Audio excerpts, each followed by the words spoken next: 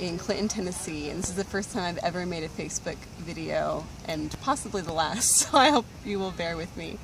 I'm here at the Proctor Institute, where I've been completely filled and honestly my faith renewed this week by phenomenal preaching and workshops led by freedom-loving people, and I'm so glad to be here. And I'm making this to respond to Yardena Peacock's call for spiritual practices, especially for white folks who are wanting to stand up and show up powerfully against racism in this time, but often find that we don't have the spiritual resilience and courage to do so.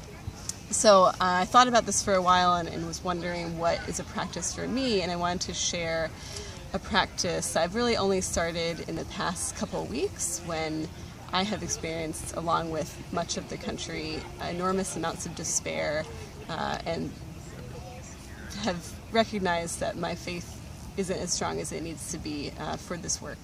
So something I have turned to is the form of prayerful reflection on my day that is taught by the Jesuits. I'm not Jesuit, but I learned this somewhere at some time, and I'm thankful for it.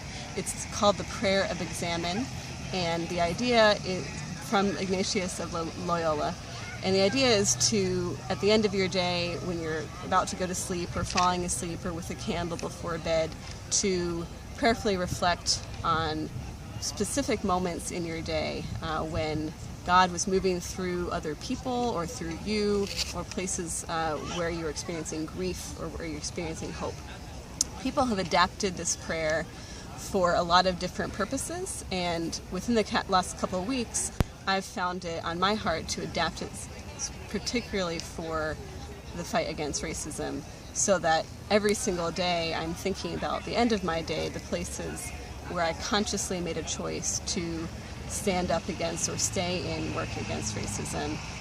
And this for me helps me sort of balance out especially the moments before falling asleep, which for me personally, as someone who is white, who is middle class, and also has internalized sexism, can be a time where my flaws explode and I get so distracted by my own fragility that I sort of can't keep things in perspective to get the rest I need for the next day to fuel me to keep going. So this is intended to sort of balance out our perception of ourselves, so that we can acknowledge and reflect upon where we need to grow, and where we might be blind, might be ignorant, but also not allow that to get so big that we can't keep going. So the questions that I've been asking myself are these, and I'll share them with you. And the idea is to first just sort of center yourself with what I would call God, but you might, however you describe the power of life and the source of power and life in your life. So the questions for me are, first, like I said, where did I make a conscious choice to stand against racism in that day? That might not look like being at a protest or an action or getting arrested every single day by any means, but in specific times where it was conscious decision and not just sort of going with the flow of what you're already doing. Secondly, where do I find grief in my heart? Where did I find grief in my heart today? Where was a moment where there was grief? And to invite God, or the source of life, or the source of power, into that grief with you. For me, the next question is, where in my day, that day, did I experience joy? And to invite God in that space of joy with me. The next question is, where in my life today could I have been a better ally or accomplice or co-conspirator? People have many names that they want to call that position. But where could I have been a better accomplice with people who are in a situation of oppression different from my own? And my two last questions for prayerful reflection are, when did somebody today show me compassion and forgiveness, and to sort of remember that specific moment and that specific person and that face and what it was like to receive their compassion and forgiveness.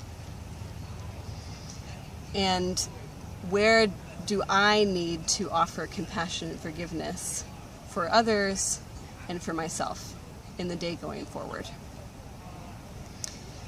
And those set of questions for me, though it certainly can fluctuate back and forth, I might actually fall asleep before I get to the last one, admittedly, have allowed me to sort of keep in balance the things that I want to celebrate about my day and about myself or my involvement in this movement, and the areas that I need to grow, just like everybody else, that we need to invite each other into growing every single day.